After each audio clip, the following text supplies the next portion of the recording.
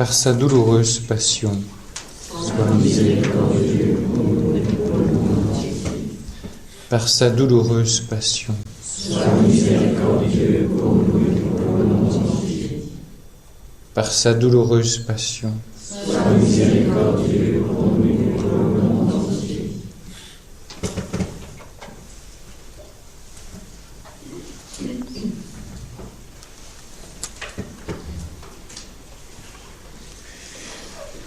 L'évangélisation sous le signe de la divine miséricorde,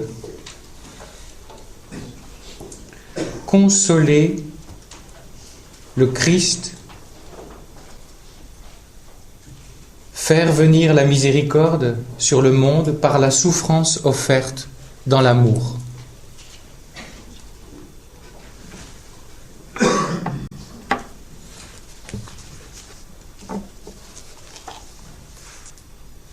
Cet enseignement se relie étroitement au deuxième enseignement de lundi. Vous vous rappelez?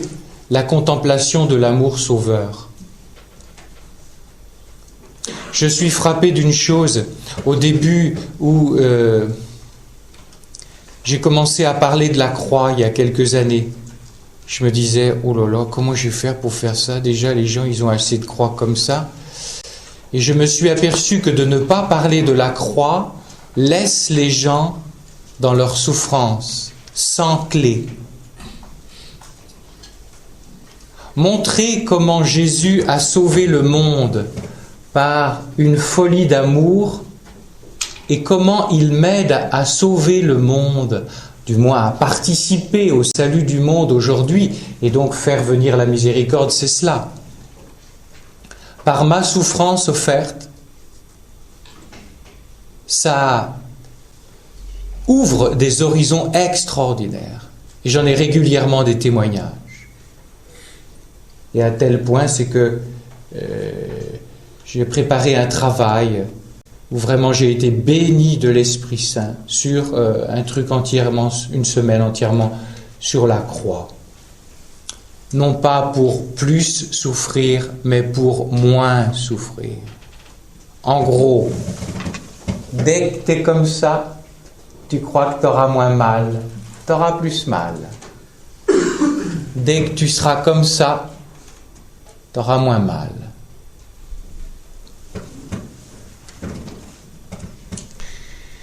Le mal, la souffrance, la mort sont les conséquences du péché originel et de nos péchés actuels.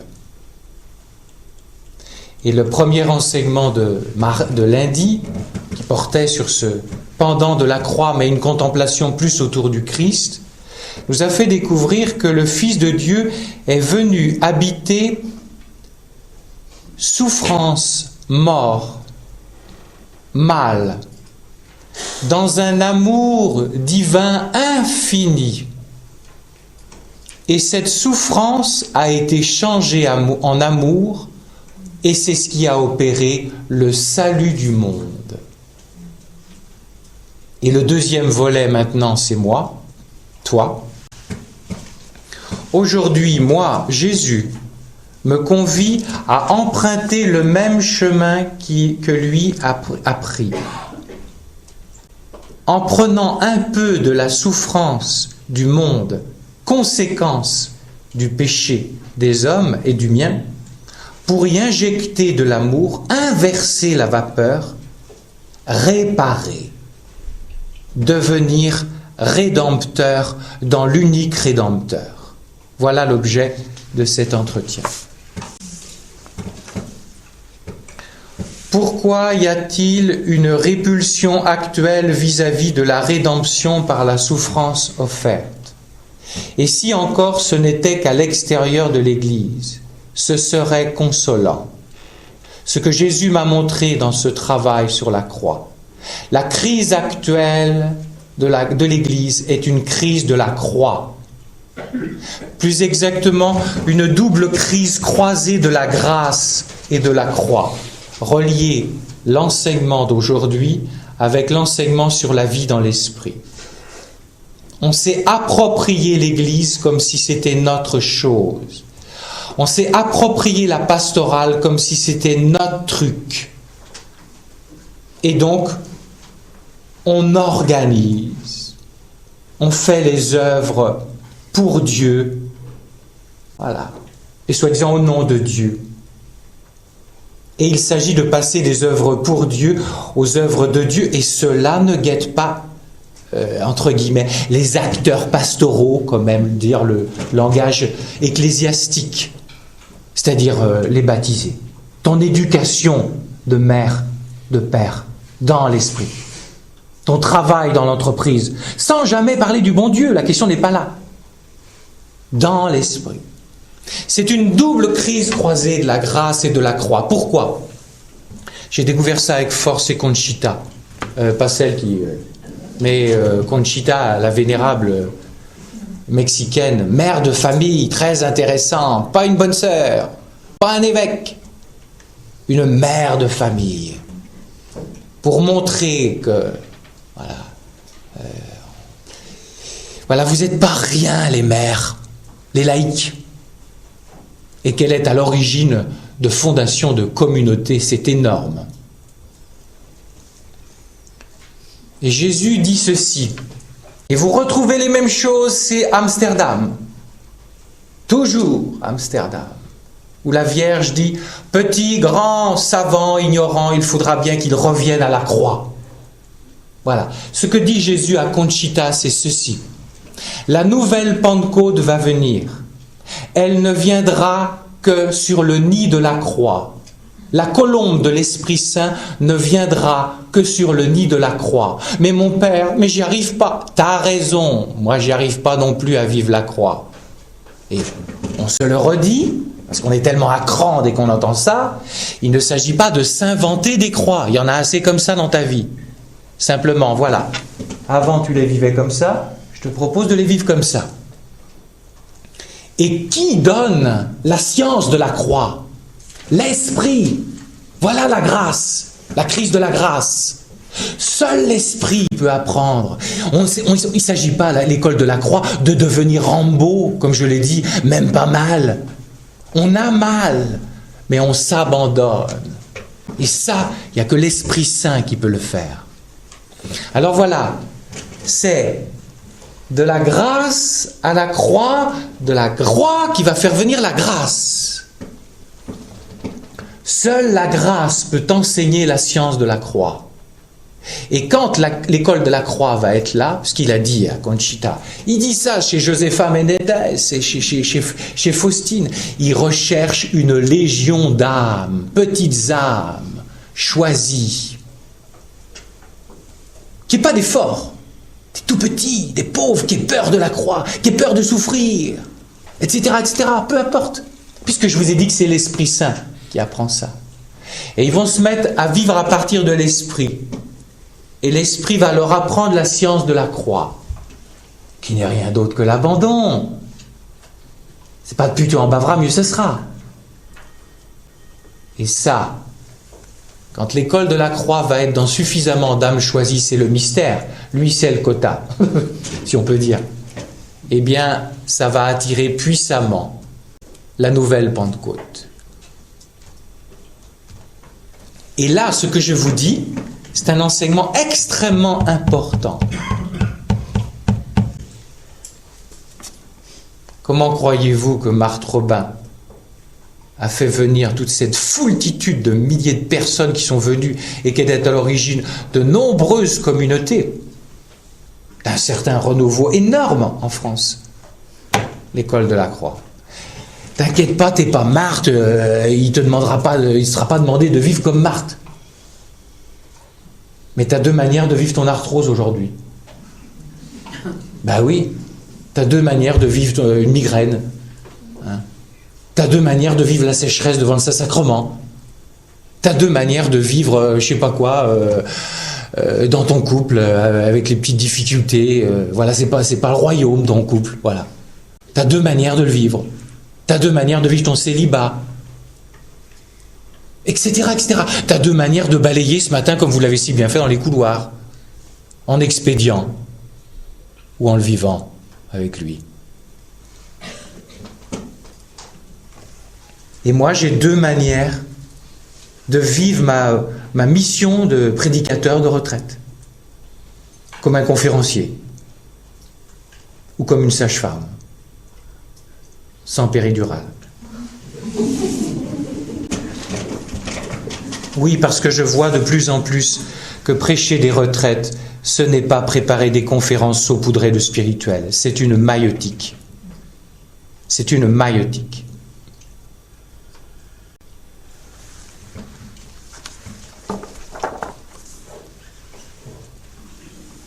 Pourquoi y a-t-il une répulsion actuelle de la rédemption ?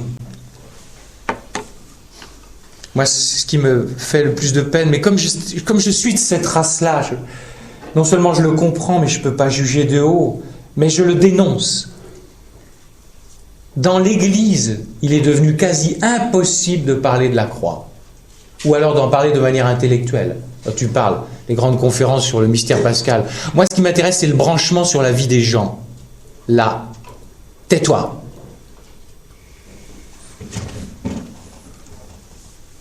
Mais je vois qu'en se laissant faire par l'Esprit, non seulement il donne de vivre la science de la croix, mais je le dis aux frères prêtres, il donne de l'enseigner. Moi, j'en suis surpris pour moi. Il donne de l'enseigner.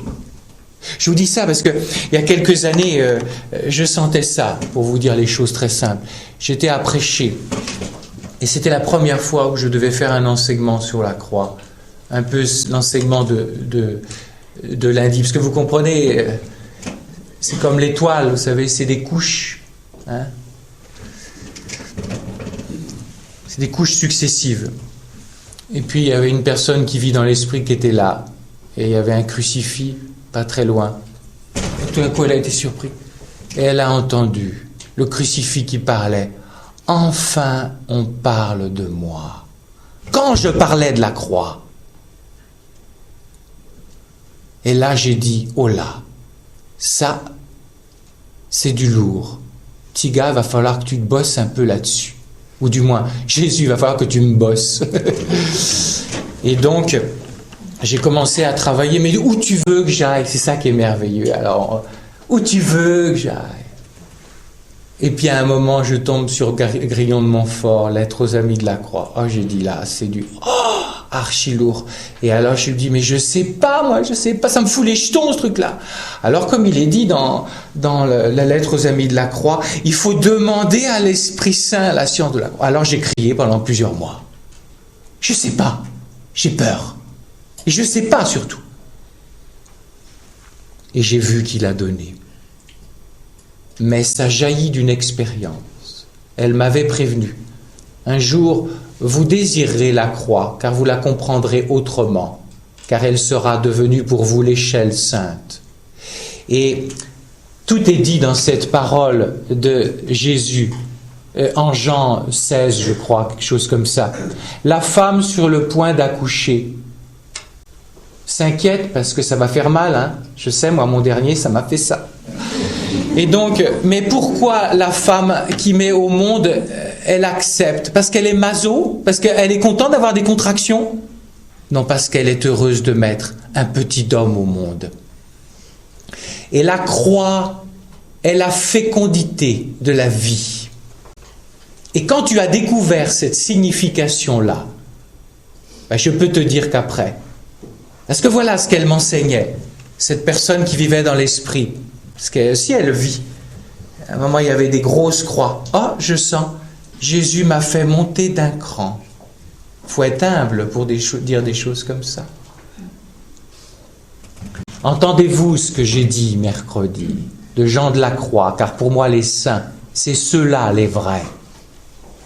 Jean de la Croix. On n'entre pas dans la connaissance de Dieu, dans la masse compacte de la connaissance de Dieu, sans entrer dans la masse compacte de la souffrance. Et si vous lisez Marthe, à moins que vous lisez que la Marthe qui vous intéresse, mais si vous lisez la vraie Marthe, vous verrez, la souffrance est l'école incomparable de l'amour. C'est ce qu'on va voir aujourd'hui. Donc il y a une répulsion actuelle énorme.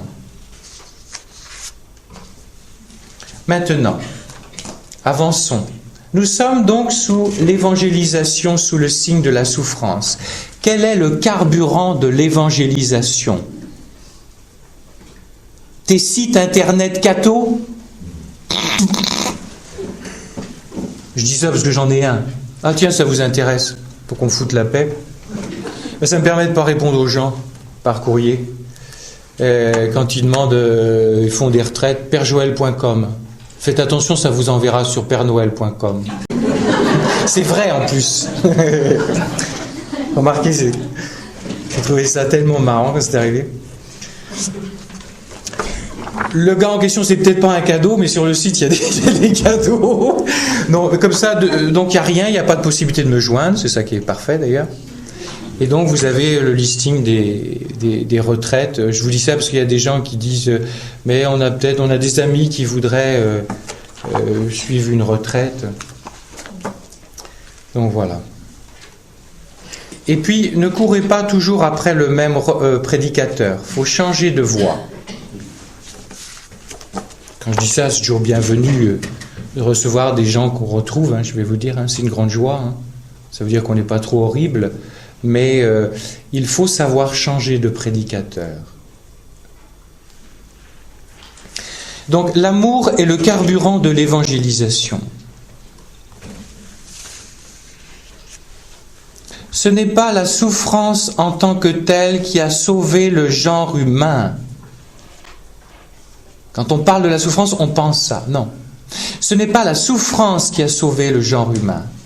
C'est l'amour infini que le Fils de Dieu, éternel et infini, a mis là-dedans pour sauver le péché qui, comme dit Thomas d'Aquin, avait une certaine dimension infinie. L'amour est donc le foyer de la nouvelle évangélisation. C'est le foyer de Pâques. C'est l'amour. S'il en est ainsi du Maître, qui a sauvé le monde par la Pâque du Christ, qui est l'amour. Oh, si vous alliez lire Josepha Vedezès. J'ai eu la grâce de passer dans ce qu'on appelle le couloir de l'amour. C'était le couloir dans le monastère où je suis allé il y a quelques semaines et où Jésus lui apparaissait. Et il dit à Josepha, c'est vraiment extraordinaire.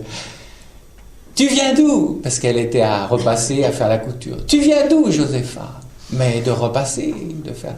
Non, Josepha. Tu vas où, Josepha? Ben, je pars faire la couture. Non, Josepha. Mais qu'est-ce que je fais? Tu viens de l'amour. Tu vas vers l'amour. Je suis l'amour. Et dans ce couloir, il lui apparaissait mais des tonnes de fois. Et je suis passé là-dedans, je dis, c'est passé, Jésus, t'as passé là? Voilà, c'est le couloir de l'amour. Le foyer de la Pâque, c'est de l'amour. La nouvelle évangélisation, c'est pas des techniques de com. Voilà, arrêtons ce truc-là. C'est des techniques de com au sens où elles sont précédées par de l'amour. Et vécues dans l'amour, et plongées dans l'amour.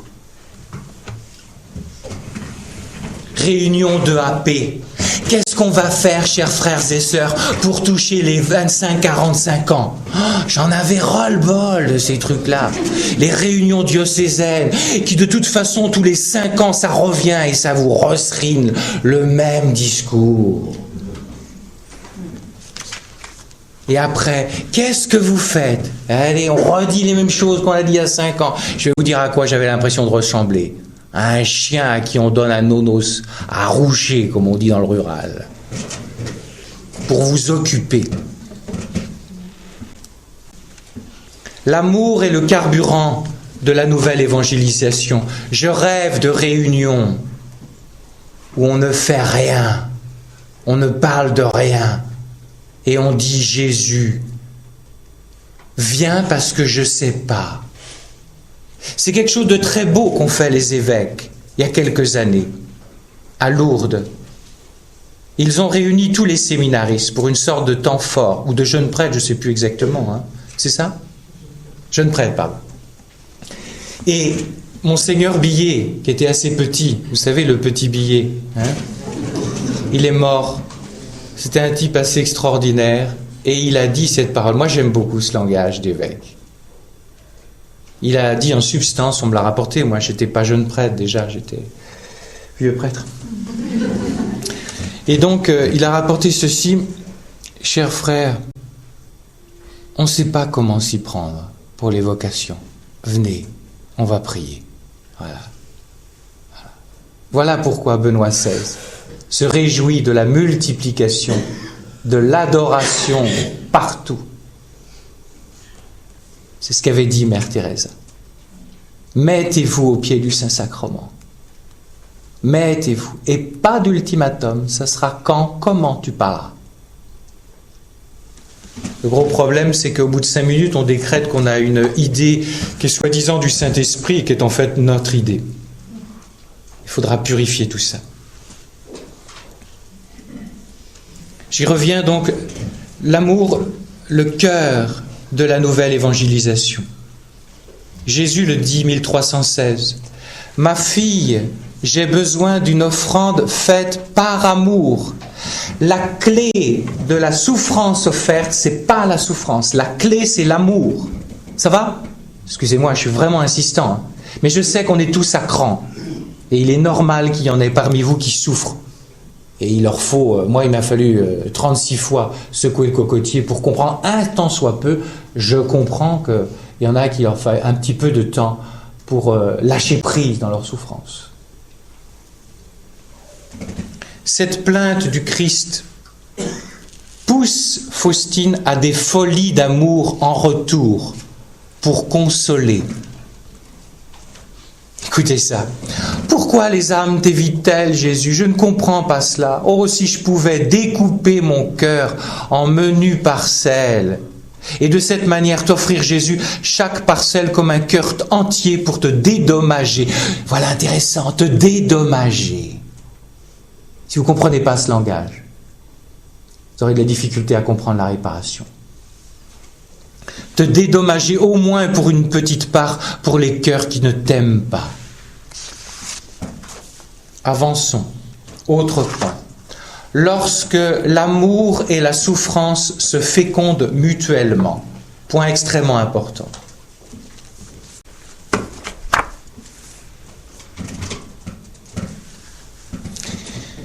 Si l'amour est le cœur de la nouvelle évangélisation, le carburant, plus cet amour sera pur, plus l'évangélisation sera puissante. S'il y avait 10 Marthe Robin en France, reconstruction de l'Église. C'est très intéressant, parce que cela veut dire que les plus actifs dans l'Église, c'est pas ceux qui, comme des mouches, voilà. Ça veut dire que tu as un sentiment, toi, d'inutilité à cause de ta mauvaise santé.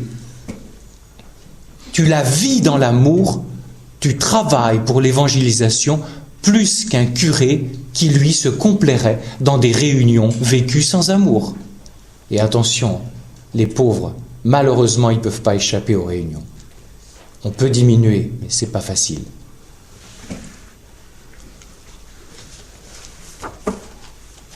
Plus l'amour va être pur, plus l'évangélisation va être puissante.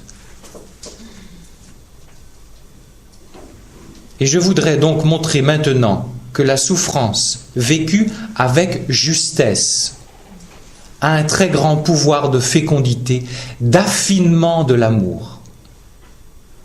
Et à l'inverse, comment l'amour peut transfigurer magnifiquement ta souffrance. On y va ? Lorsque l'amour féconde la souffrance, tout d'abord. Vous pourriez synthétiser cela en une phrase. La souffrance est insensée, absurde, mais l'amour va lui injecter un sens extrêmement puissant. Vous allez rendre l'insensé sensé. Concile Vatican II, Gaudium et Spes 22. C'est par le Christ et dans le Christ que s'éclaire l'énigme de la douleur et de la mort qui, hors de son évangile, nous écrase. Nous avons le trésor de l'évangile. Qu'en avons-nous fait pour nos souffrances? Nous avons la clé. Quand vous pensez à tous ceux qui sont très loin, qui n'ont pas la clé, qu'avons-nous fait du trésor de Jésus-Christ? C'est extrêmement simple. Mais pour beaucoup de cathos, la foi et l'expérience de Dieu, ça ne fait rien. C'est des idées. Ça n'a pas de pouvoir transformateur. Pascalide, qui est à Rome, a fait une analyse des enseignements de Benoît XVI. Et il a remarqué qu'un des mots qui revenait le plus, vous savez, par les occurrences, vous savez, du rentrer tout sur ordinateur, c'est un mot qui revient souvent, transformation. Chez Benoît XVI, l'évangile est transformateur. Et donc le Christ est transformateur de ta souffrance.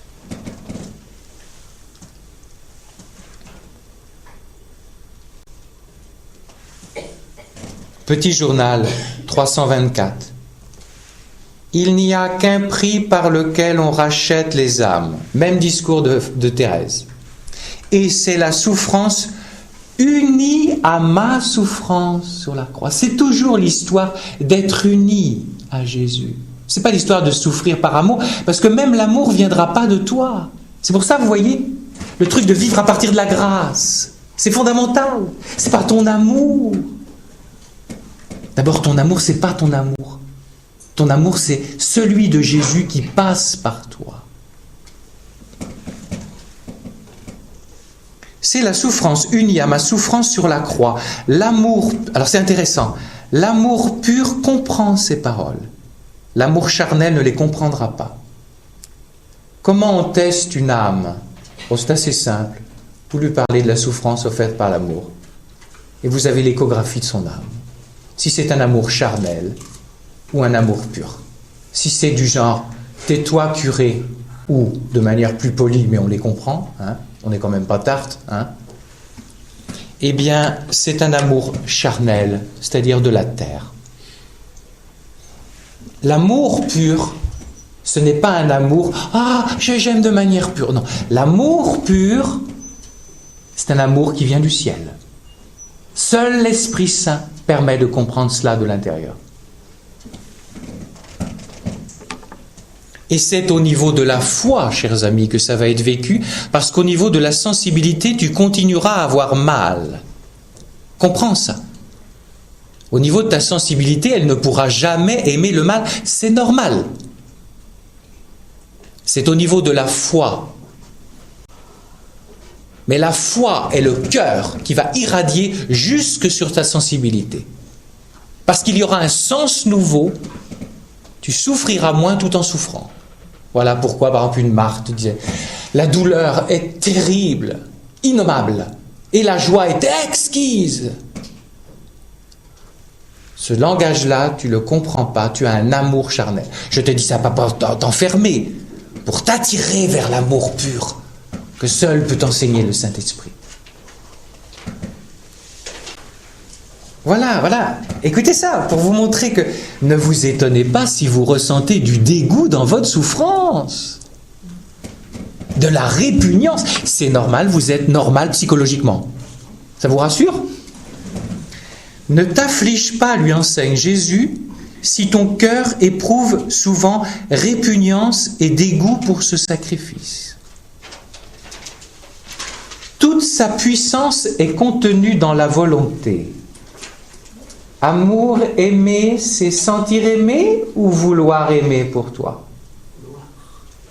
Donc, ces sentiments contraires non seulement ne diminueront pas ton offrande à mes yeux, mais l'accroîtront. Donc, ne nous culpabilisons pas, voilà, si nous ressentons de la répugnance. Autre chose. Ne nous vraiment arrêtons ce truc-là. Ne nous culpabilisons pas si nous sommes lents à comprendre. Quand j'y pense, j'ai 50 ans. Je sais que pour les jeunes filles, ça ne se fait pas de dire leur âge, mais quand même. J'ai 50 ans, il a fallu que j'attende 50 ans pour comprendre de manière embryonnaire les vraies choses de la vie. L'humilité de nos lenteurs.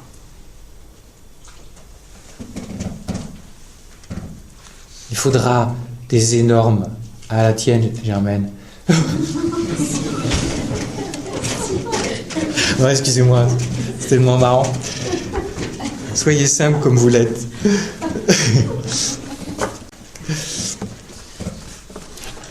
Jean-Paul II, lettre apostolique sur le sens chrétien de la souffrance. Il faut parfois du temps, et même beaucoup de temps, pour qu'un apaisement commence à être perçu intérieurement.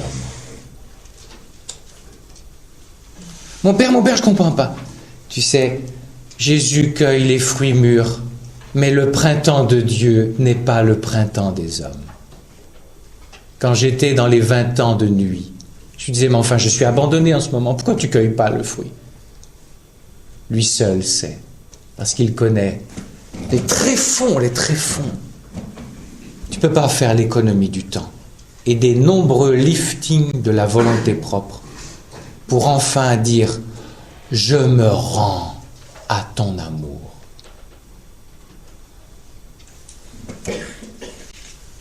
Qu'est-ce que va produire l'amour dans la souffrance? Comment va-t-elle la féconder? Tout d'abord, je l'ai dit, l'amour va changer le sens de la souffrance. Petit journal 302. Un grand amour peut transformer les petites choses en grandes, et ce n'est que de l'amour qui donne de la valeur à nos actions. Et plus notre amour deviendra pur, c'est ça qui est intéressant. Vous voyez, voilà, c'est ça, la bonne nouvelle, elle est là. Moins le feu de la souffrance nous fera mal. Vous voyez? Pas parler aux gens de la souffrance, apparemment, ça paraît sympathique. Ça paraît les aimer, ça paraît les aider à moins souffrir. Pipeau. Tout est dit dans cette parole d'un saint qui est si présent dans ce foyer, Grignon de Montfort. Tout est résumé. Voilà, pendant 50 ans, tu as une souffrance dans tes pattes et tu ne le vois qu'elle. Puis un jour, tu dis, bon, ok, je souffre, rien ne peut m'empêcher d'aimer dans cette souffrance. Et ça monte, et ça monte, et ça monte le niveau de l'amour. Et voilà ce que dit Grignon de Montfort. Chez les saints, la souffrance est dépassée par l'amour. Extrêmement simple, extrêmement puissant.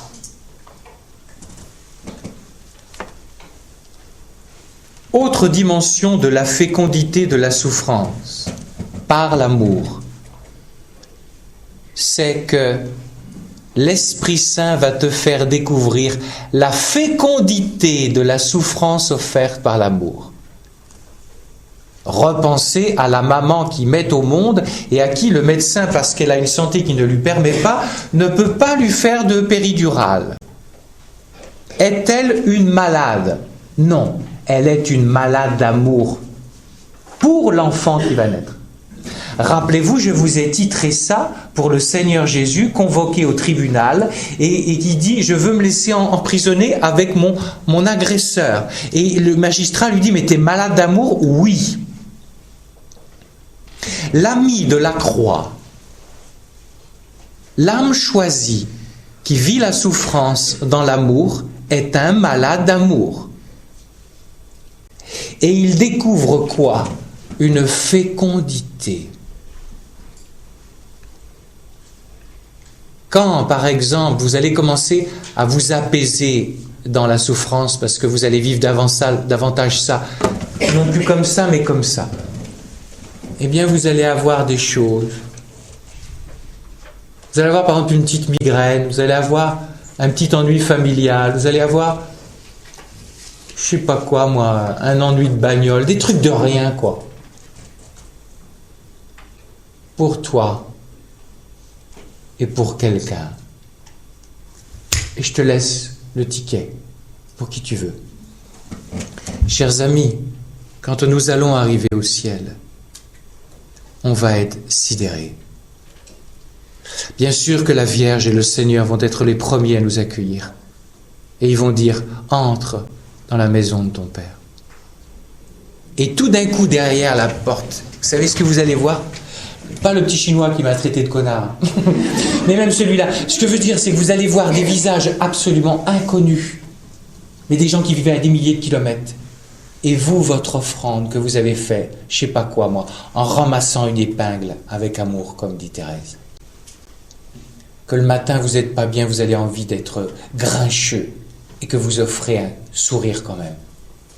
Vous sauvez une âme. Et les mecs, ils viendront vous dire, ils viendront vous embrasser. Merci. Ben, qu'est-ce que j'ai fait pour... Rappelle-toi. Parle comme ça, Jésus. Rappelle-toi. Et ça ira pas que dans ce sens-là. Parce que Jésus t'amènera qui ? Il t'amènera Marthe Robin.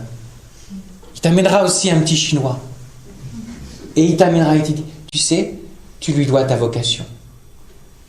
Tu vois, ce gars-là, il a été martyr dans les prisons du Cambodge.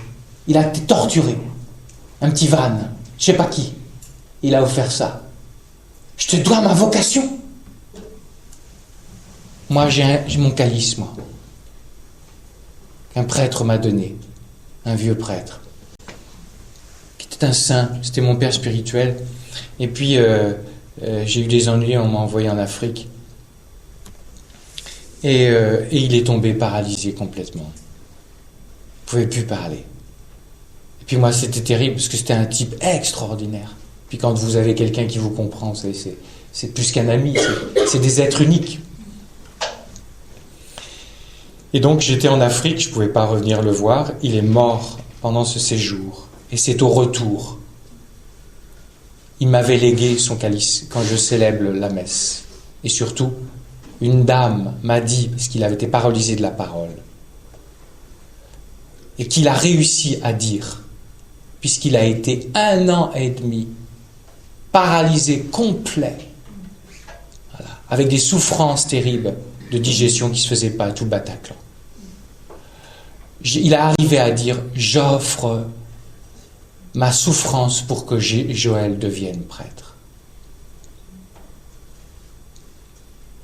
Et je sais que je lui dois quoi ? Pas le fait d'avoir obtenu le feuillet rose qui serait le permis de conduire, d'être ordonné prêtre. Non, la seconde conversion 15 ans après avoir été prêtre est plus importante que l'ordination. J'ai compris une chose. J'ai compris ce que c'était que le don de Dieu qui vous envoie des âmes pour vous sauver et vous élever en Dieu parce que de vous-même vous en seriez incapable. Quand on va arriver là-haut, qu'on va voir ça, je vais vous dire, les embrassades, ça va être chaud. Hein. Les pseudo-paix du Christ. La paix du Christ, madame, tu parles, il y a des moments, j'ai envie d'arrêter tous ces trucs-là, qu'on se fasse un petit peu de jeûne de tout ça pour vivre des vraies paix du Christ. Mais là-haut, ça va être des trucs énormes. Je peux dire qu'on va devenir vraiment... Les inconnus, nous serons tous connus.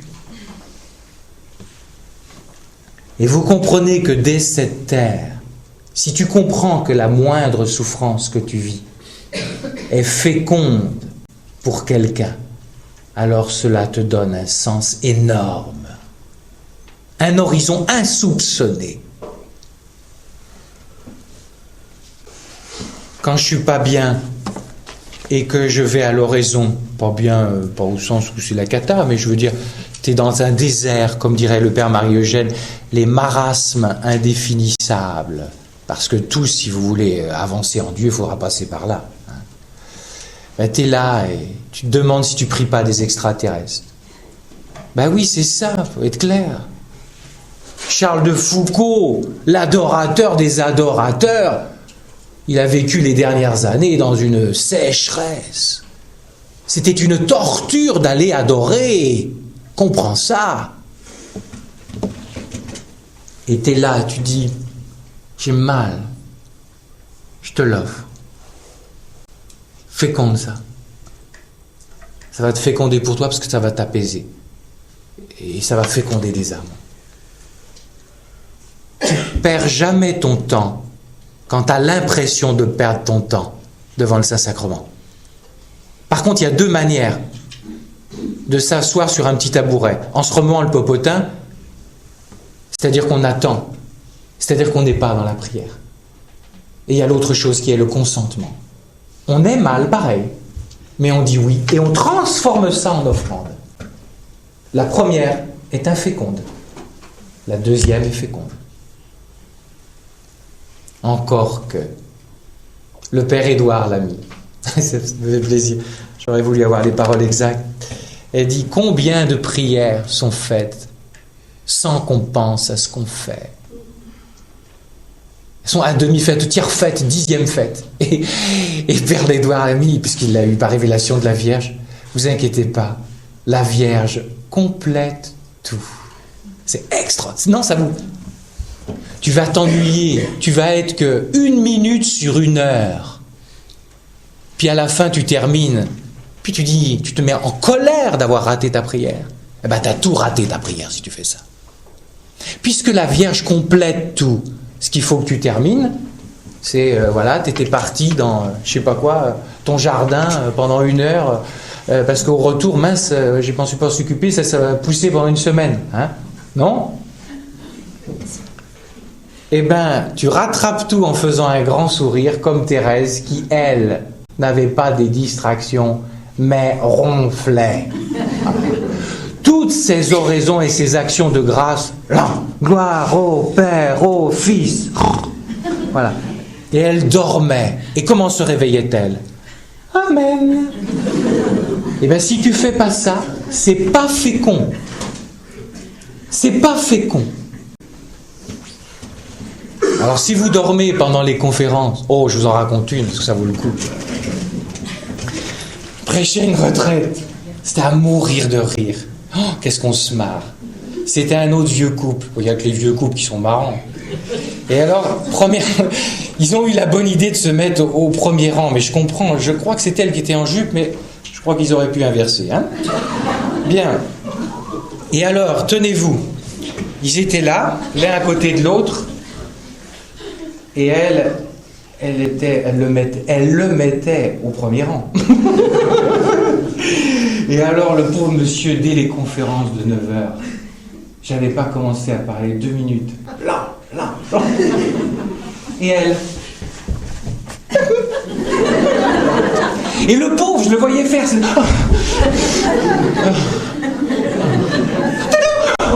Mais c'était une... Non, quand vous êtes dans le train, que vous commencez à pioncer, puis d'un coup vous entendez le nom de la gare. Et alors, elle vient un jour, elle a eu la mauvaise idée de me demander un rendez-vous. Mais comme elle avait beaucoup d'humour, ça aide.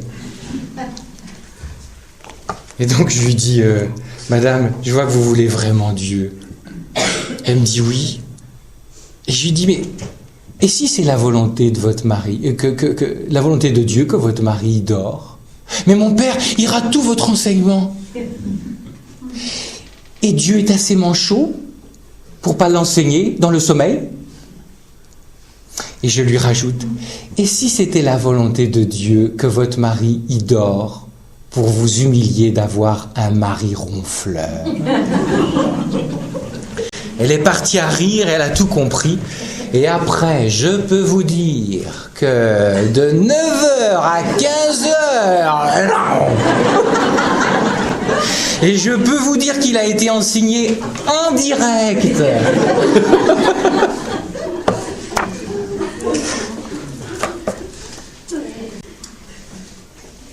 Donc vous voyez, tout retourner, même une ronflette, même une soi-disant oraison, pas comme je la veux, aussitôt offerte, tu obtiens des grâces.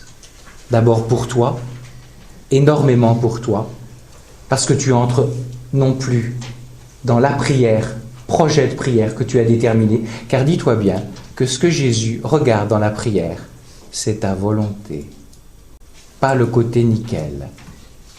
Et si donc Dieu permet que tu dormes, si tu ne dis pas oui, alors je te propose quand même de choisir le temps d'adoration en dehors du temps habituel de ta sieste.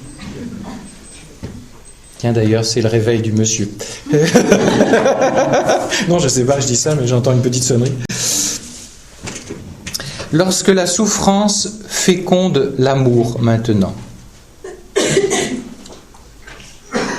Ça, c'est un point extrêmement important. La souffrance est monde. Et Marthe le dit, sous toutes les coutures. Oh, que cette science n'est pas enseignée. Et comme c'est dommage. C'est que la souffrance, attention, vécue avec justesse, est monde, et donc féconde l'amour.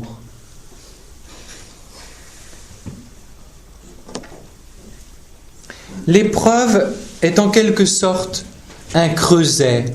Je vous ai parlé beaucoup d'ordure et d'or pur. Notre cœur est un mélange d'ordure et d'or pur. Bien. Il est passé au creuset de l'or en fusion du cœur de Jésus. Que va-t-il se passer ? Eh bien, le mélange d'or pur et d'ordure va devenir or en fusion. Et que se passe-t-il quand c'est en fusion ? Les scories remontent à la surface. Voilà ce que fait la souffrance. Et ce qui fait que tu n'as plus que de l'or pur. Tu vas retirer, Jésus retire les scories. Jésus à Faustine. Plus tu aimeras la souffrance, ma fille, plus pur sera ton amour envers moi. Je sais qu'il y a des gens qui n'entendent pas ça, et je les comprends. Je revisite cela. Je dis de ne pas, il ne s'agit pas de s'inventer, de s'ajouter des souffrances. Prends à bras-le-corps celle qui est la tienne actuellement, que tu vivais dans la révolte, et je te propose de la vivre dans l'amour. Ce n'est pas, Jésus ne veut pas dire d'aimer la souffrance en tant que telle. Il veut dire en gros, traduisez, d'aimer dans la souffrance, d'aimer Jésus. On n'aime pas la souffrance. Les saints ne se complaisent pas dans la souffrance. Les saints se plaisent à reposer sur le cœur de Jésus, reposant au cœur de leur souffrance. C'est très différent. Ça va, ça ? Et elle-même, Faustine, comprend la science de la croix au service de l'amour. Et elle dira dans un autre passage, « La souffrance est le plus grand trésor sur cette terre, elle purifie l'âme. » C'est dans la souffrance que nous reconnaissons qui est notre véritable ami. Regardez. Vos vrais amis, où est-ce que vous les vérifiez ? Quand vous avez eu des tuiles. C'est pas vrai ? Eh bien, la souffrance est notre véritable amie. Parce qu'elle émonde ce qui est ennemi de l'amour en nous. Écoutez ça, c'est du langage simple. C'est pour les infirmières. Hein ? L'amour véritable se mesure avec le thermomètre des souffrances. Eh bien, faut avaler tout ça. Hein ? Mais c'est la vérité. C'est la vérité.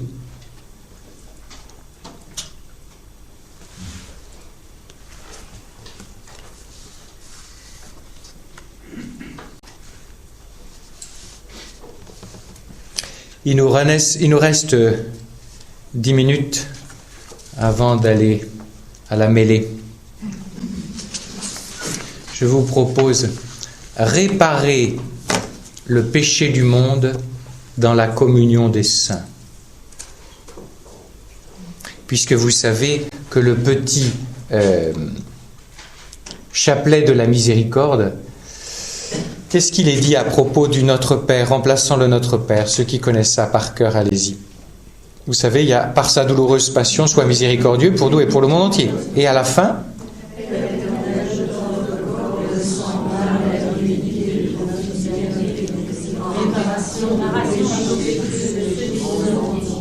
Vous faites une méga chorale. Mais alors je peux vous dire qu'il y a 36 voix. Hein. C'est extraordinaire. Non mais vous l'avez bien dit, hein, en réparation. Voilà. C'est Jésus qui se fait théologien et qui enseigne la réparation. Et vous avez vu qu'est-ce qui est dit?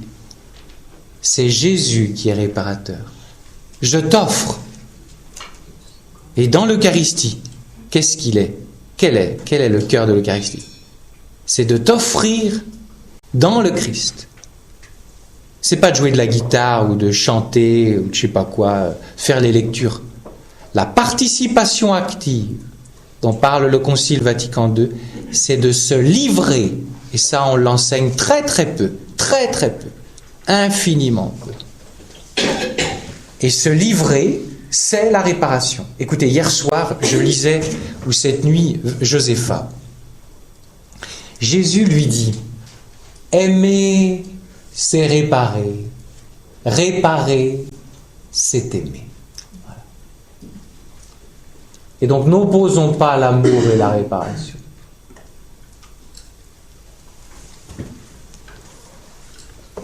Réparer le péché du monde dans la communion des saints. Chaque évangélisateur que nous sommes naît marqué par le péché et il en a ajouté une couche et parfois une grosse couche avec ses péchés. Et son cœur devra donc passer par le feu purificateur de la souffrance vécue dans l'amour. Et ne trouvant plus de résistance, ou pour être plus réaliste, trouvant de moins en moins de résistance en lui, Dieu va enfin se servir de cet instrument désormais docile afin de mieux toucher les pécheurs. Si vous voulez une image, nous sommes un aqueduc, mais qui a été mal dégrossi et il y a du ciment qui traîne, il y a des parpaings qui ont été mal mis. Et donc ce qui fait que l'eau vive passe, mais a de la peine à passer avec puissance. Et la souffrance vécue dans l'amour va faire un travail de polissage intérieur de l'aqueduc. Et alors là, le torrent va passer avec puissance par toi, parce qu'il n'y aura plus de résistance. Tiens, je vous laisse. C'est d'une autre sainte. Très intéressant aussi qui a touché Marthe. Sœur Benigna Consolata Ferrero. Et Jésus lui dit, pour moi, cela résume le cœur du problème de la vie spirituelle qui n'est pas que tu n'en fais pas assez. Arrête de suer pour Dieu. Ça le fait suer d'ailleurs. Hein? Arrête de suer, t'en fais trop. Le problème, il n'est pas là. Il lui dit, essayez de m'en souvenir,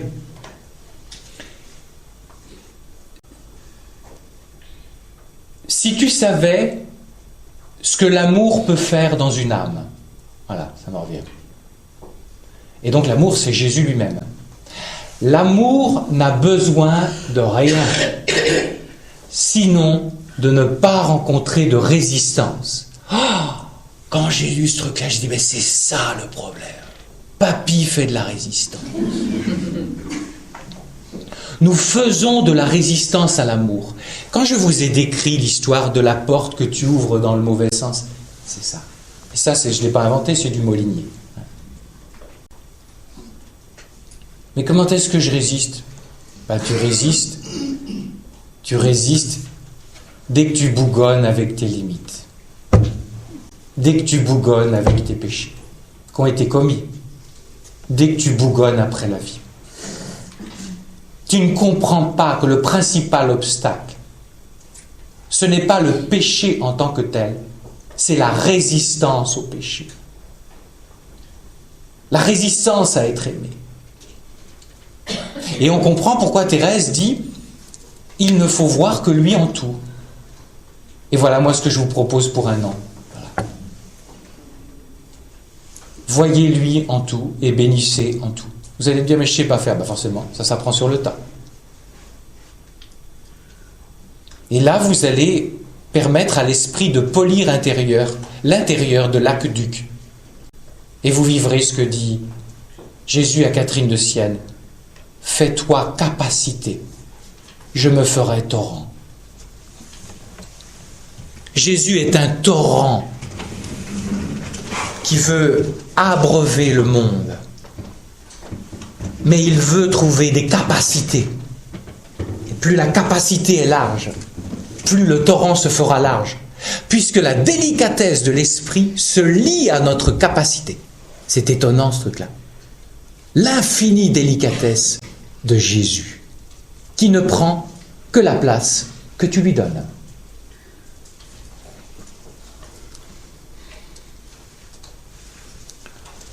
Pourquoi faut-il des sacrifices ? On arrive à notre truc, ce n'est pas la souffrance en tant que telle qui pousserait Dieu à répandre une effusion de miséricorde sur le monde. Je le redis, c'est notre amour. Mais attention, un amour passé au feu de la souffrance et qui en ressortira purifié, désintéressé, décuplé. Ne vous inventez pas de scénario de purification. Vous êtes parents, il va vous détacher de vos enfants. Un jour de mariage, où la belle-fille me prend mon fils. Voilà. Plein de trucs comme ça. Et le père Joël, vous croyez pas que parce qu'on est curé, on est détaché vis-à-vis de ses paroissiens. On apprend à être détaché comme prêtre dans la vie pastorale. Par les échecs, par les reproches, par les... Ne vous inventez pas de scénarios, simplement les scénarios du bon Dieu, on les rate. On ne les voit pas et en plus on fait de la résistance.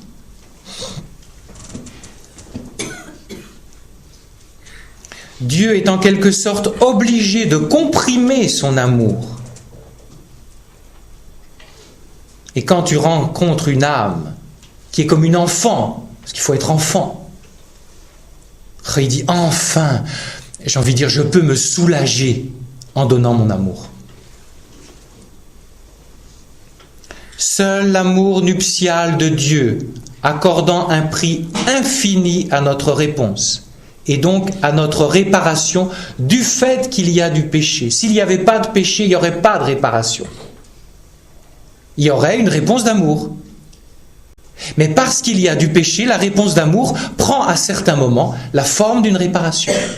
Ça va, ça ? Seul l'amour nuptial nous permet de comprendre la puissance des petits sacrifices, qui purifie notre amour et qui fait que, alors, je permets à Dieu de se répandre à moi et il est heureux. En fait, il cherche des âmes.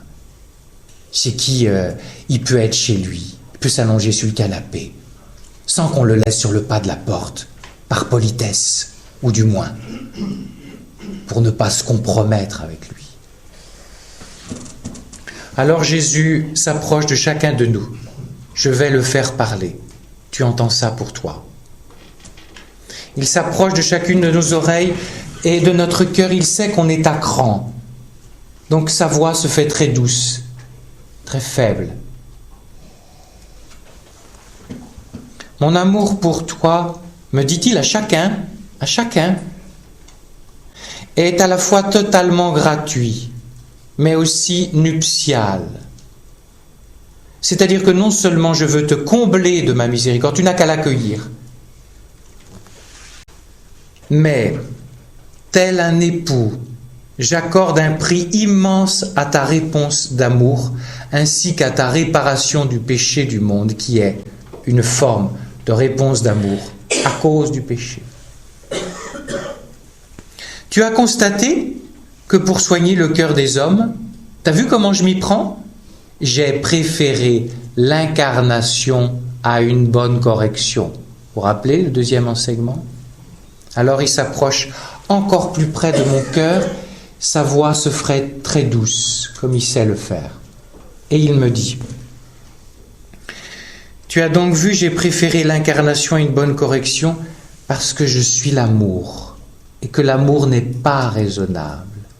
Et il me dit, est-ce que tu veux emprunter le même chemin de salut et de l'amour que j'ai emprunté ?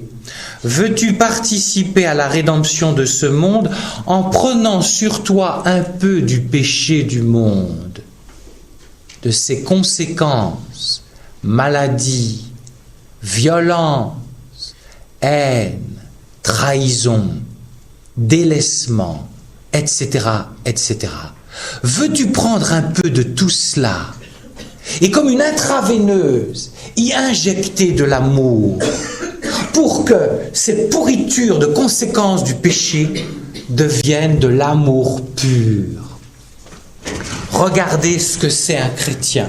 Ça me vient cette image-là. Il est comme sur un lit d'hôpital. Pas perfusion d'un seul bras, perfusion des deux bras. D'un bras, il reçoit l'âme choisie. Il reçoit, Dieu lui dit. C'est ce qu'il a dit à Marthe. Ce qu'il a dit à Faustine. Il y a un prêtre qui est en train de faire un péché mortel. Veux-tu porter la couronne d'épines? On verra ça. Voilà. Et donc voilà ce qu'il dit à Faustine. Veux-tu accepter, je vais te mettre une perfusion du sang vicié du monde et du péché du monde. Mais ça me fait terriblement mal. Ça va m'affaiblir. Oui, mais tu vas vivre ça dans l'amour. Faustine accepte. Et elle vit ça dans l'amour. Et vous savez que le cœur, avec l'oxygène des poumons, de la respiration, régénère le sang vicié. Et appliquez ça, la personne vit ça dans l'amour. Faustine, quand il lui demande « Veux-tu porter la couronne d'épines pour ce prêtre qui va pécher gravement ?» Elle accepte. Et elle le vit dans l'amour, non pas du genre comme ça. Ou « Ah !» Non, comme ça, dans l'amour. Et alors, que se passe-t-il? De l'autre bras, il y a une perfusion sur le monde. Avec quoi? Un sang neuf de l'amour. C'est pas mal, hein? C'est une belle inspiration du bon Dieu, ça, je sens. Et c'est ça, une âme choisie. C'est extrêmement simple. Pourquoi? Parce que le Christ a agi comme cela. Nous voulons un Dieu qui descende. Hop, chicote, là! Ben non. Lui, comment il exerce sa colère? En montant sur la croix et en prenant la colère du péché des hommes. Le voilà le jour de la colère. Tu comprends ça, toi? Et il dit, veux-tu prendre un peu de la colère? Veux-tu réparer? Et voilà, je suis comme ça. Et c'est une joie de savoir que je donne la vie à quelqu'un, ce qui fait que tu n'auras pas mal.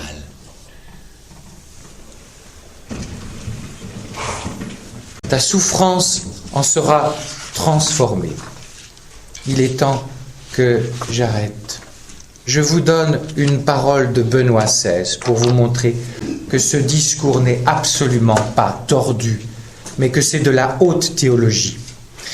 Le 22 février 2007, Benoît XVI a une réunion à Rome, une rencontre avec les curés de Rome sur, je pense, le Sacré-Cœur et la réparation. Et là, à l'évidence, il a dû parler un peu comme ça, à la volée, sans préparer. Et vous allez voir, on est en plein dedans, dans l'histoire des vases communicants. C'est ça qui est derrière mon image. C'est qu'il y a une permission divine pour que le mal soit vécu dans le monde par notre liberté. Et la liberté des anges déçus, et il donne cette même liberté à des âmes choisies, dont tu peux faire partie, qui vont vivre l'amour. Tout ce qui vivent dans l'amour, qu'est-ce qui va passer? Vase communicant, vase communicant. Le péché du monde, la noirceur, le liquide vicié va être petit à petit submergé par un liquide cristal. Ça va faire une transfusion, voilà. Et je vous dis Benoît XVI. Il me semble que nous devons aller au fond des choses. Parvenir au Seigneur lui-même qui a offert la réparation pour le péché du monde et nous efforcer de réparer, enseigne-t-il. Alors voyez, avec des mots très simples, il est extraordinaire celui-là. disons qu'il faut équilibrer le surplus de mal et le surplus de bien. Que le surplus d'amour surpasse, noie en quelque sorte, le surplus de mal. Ainsi, dans la balance du monde, nous ne devons pas laisser ce grand surplus au négatif, mais accorder un poids au moins équivalent au bien. Dans ce sens, la réparation est alors nécessaire. Nous vivons toujours grâce au surplus du Seigneur. Ce n'est pas une réparation qu'on vit à son compte. C'est une réparation qu'on vit branchée sur l'unique réparation du Christ. Mais, c'est ça que je vous disais, la négation de la réparation, c'est en fait un mépris de la vocation de l'homme et un mépris du don de Dieu. Voilà ce que dit Benoît XVI.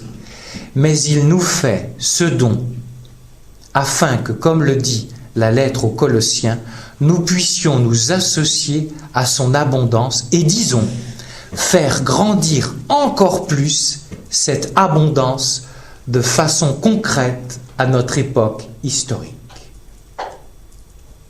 C'est du grand Benoît XVI. Quelle vocation, quel don! Je suis appelé non pas à être un gars qui subit l'amour, mais qui est épouse de l'époux. C'est fou. On vient de la poussière. On n'est rien. Et on est appelé à donner Dieu à Dieu. Ça ne donne pas le vertige, ça.